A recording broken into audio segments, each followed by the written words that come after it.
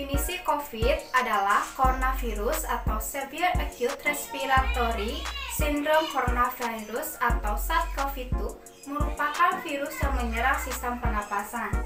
Selain itu, coronavirus dapat menyebabkan gangguan ringan pada sistem pernapasan, demam, infeksi paru-paru yang berat, bahkan kematian.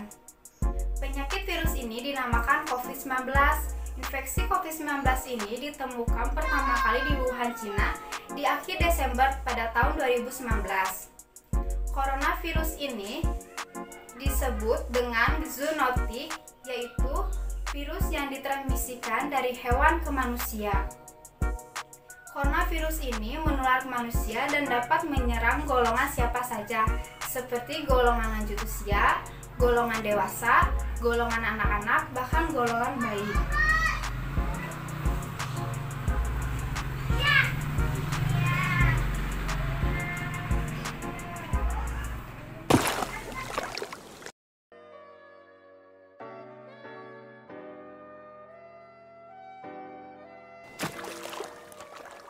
Sekarang kita akan membahas bagaimana sih virus COVID-19 itu dapat menyebar dan melalui media apa saja virus corona itu menyebar.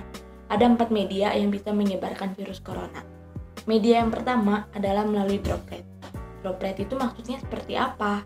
Misalnya, ketika kita bersin, ketika kita batuk.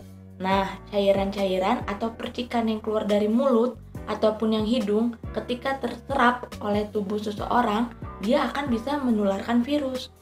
Itu media yang pertama. Untuk media yang kedua adalah melalui udara. Sempat dikontroversi oleh para ilmuwan, namun akhirnya WHO mengatakan bahwa udara juga bisa menjadi media penularan dari virus COVID ini. Bagaimana caranya? Karena virus itu kan partikel-partikel kecil. Nah, si partikel-partikel kecil ini bisa melayang di udara dan akhirnya ketika terserap atau ketika tercium oleh hidung seseorang, maka virus itu atau partikel kecil itu akan masuk ke dalam tubuh. Nah, untuk media yang ketiga itu bisa melalui limbah manusia. Limbah manusia seperti feses, urin. Namun sampai saat ini WHO belum mengatakan bahwa limbah manusia bisa menjadi media penularan virus COVID ini. Kemudian untuk media yang keempatnya bisa melalui benda-benda yang terkontaminasi. Maksudnya bagaimana? Misalnya, ketika tangan kita yang kotor ini atau ketika tangan kita ini ada virusnya, terus kita memegang suatu benda dan tidak mencuci tangan terlebih dahulu, maka virus yang ada di tangan kita ini akan berpindah ke benda yang kita pegang tadi. Makanya untuk itu penting kita selalu mencuci tangan dengan 6 langkah yang benar.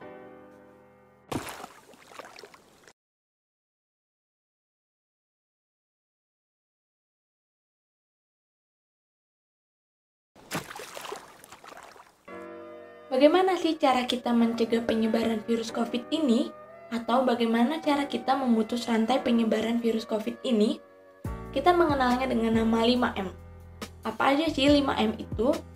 M yang pertama adalah kita harus selalu mencuci tangan ketika kita sudah menyentuh barang, ketika kita mau makan, ketika kita sudah selesai makan, kita harus selalu mencuci tangan kita.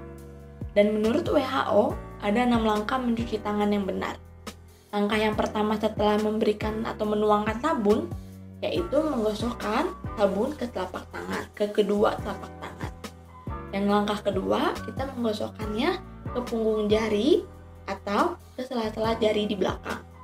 Yang ketiga, kita menggosokkannya ke sela-sela jari di depan, seperti ini. Yang keempat, kita membentuk gerakan mengunci, dan kita gosokkan, kita bersihkan. Langkah yang kelima adalah kita membentuk gerakan memutar di telapak tangan seperti ini. Dan langkah yang keenam, langkah yang terakhir adalah kita membuat gerakan memutar di ibu jari seperti ini. Dan kita bilas lagi dengan air bersih. Nah, untuk M yang kedua adalah kita bisa selalu menggunakan masker di saat kita berpergian atau keluar dari rumah. Kegunaan masker ini sangat banyak. Salah satunya adalah kita bisa mencegah penularan virus melalui dari mulut ataupun dari hidung. Dan masker bisa kita pakai sebagai etika batuk dan juga bersin. Nah, untuk M yang ketiga adalah kita harus bisa menjaga jarak minimal 1 meter.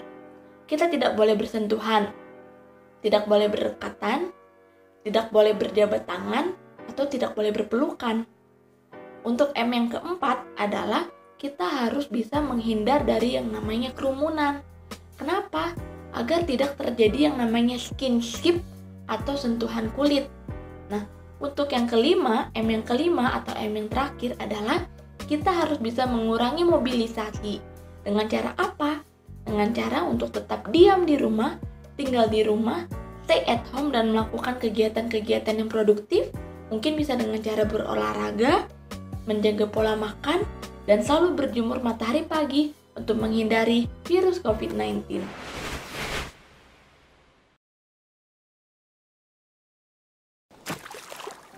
Vaksin adalah zat yang sengaja dibuat untuk merangsang pembentukan kekebalan tubuh dari penyakit tertentu, sehingga bisa mencegah terjangkit penyakit tertentu tersebut. Karena itu, vaksin sangat penting agar tubuh bisa melawan penyakit tertentu.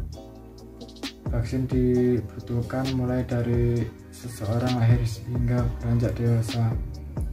Bahkan para pemula berusia di atas 65 tahun juga masih dapat mendapat manfaat dari vaksin. Efek samping dari vaksin: rasa gatal dan tidak nyaman pada area bekas suntikan, sakit kemerahan atau pembengkakan pada area bekas suntikan, demam ringan, dan sakit kepala.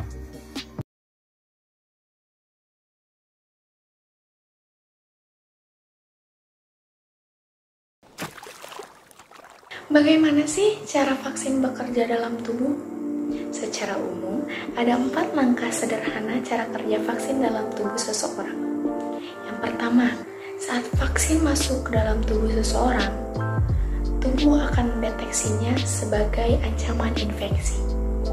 Kemudian, tubuh orang itu akan membentuk suatu sistem untuk membuat kekebalan tubuh atau antibodi yang diperlukan untuk melawan penyakit tersebut. Setelah itu, tubuh akan mengingat apa yang harus ia waspadai. Dengan begitu, jika di kemudian hari ada virus, bakteri, kuman penyebab penyakit yang masuk ke dalam tubuh, tubuh itu akan dapat melawannya. Sama halnya dengan vaksin COVID-19, cara kerja vaksin virus corona ini sama dengan vaksin lainnya. Vaksin COVID-19 akan merangsang sistem imunitas untuk membuat zat kekebalan tubuh atau antibodi yang bertahan cukup lama. Nah, zat ini nantinya akan melawan antigen dari patogen virus corona yang masuk ke dalam tubuh tersebut. Dengan begitu, bila antigen penyakit COVID-19 menyerang kembali, maka akan muncul reaksi imunitas yang kuat dari tubuh untuk menghancurkan antigen tersebut. Kalian sudah tahu kan tentang apa itu vaksin dan juga bagaimana cara kerja vaksin di dalam tubuh. Nah, tetapi kenapa sih masyarakat Indonesia itu masih saja banyak yang takut untuk divaksinisasi COVID-19? Oleh sebab itu, mari kita bahas 3 vaksin COVID-19. Yang pertama adalah vaksin Sinovac. Vaksin Sinovac adalah vaksin yang di dalamnya itu mengandung virus yang sudah dilemahkan atau sudah dimatikan. Nah, vaksin Sinovac ini diperuntukkan untuk usia 18 hingga dengan 59 tahun. Yang kedua adalah vaksin AstraZeneca. Vaksin AstraZeneca adalah vaksin vektor adenovirus yang di dalamnya itu mengandung flu biasa yang sudah dimodifikasi sehingga tidak dapat berkembang biak di dalam tubuh manusia. Nah, untuk vaksin AstraZeneca ini diperuntukkan untuk usia 18 hingga di atas 60 tahun. Yang ketiga adalah vaksin Sinopharm. Vaksin Sinopharm sama halnya dengan vaksin Sinovac, di dalamnya itu mengandung virus yang sudah dilemahkan atau sudah dimatikan.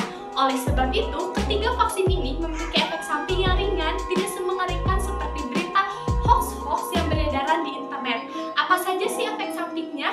Yang pertama adalah nyeri akibat penusukan, yang kedua adalah bengkak akibat penusukan, yang ketiga adalah gatal-gatal hingga dengan mengantuk. Jika kalian masih ragu, BPOM sudah mengeluarkan Emergency Use Authorization yang di dalamnya mengandung dan menjamin keamanan serta kualitas dari ketiga vaksin tersebut. tersebut. MUI juga sudah mengeluarkan fatwa jika ketiga vaksin tersebut bersifat mubah atau diperbolehkan. Jadi tidak ada alasan ya untuk kalian takut divaksin selagi kalian mengikuti syarat juga peraturan dari vaksinisasi. Mari kita bantu Indonesia untuk sembuh dari COVID-19.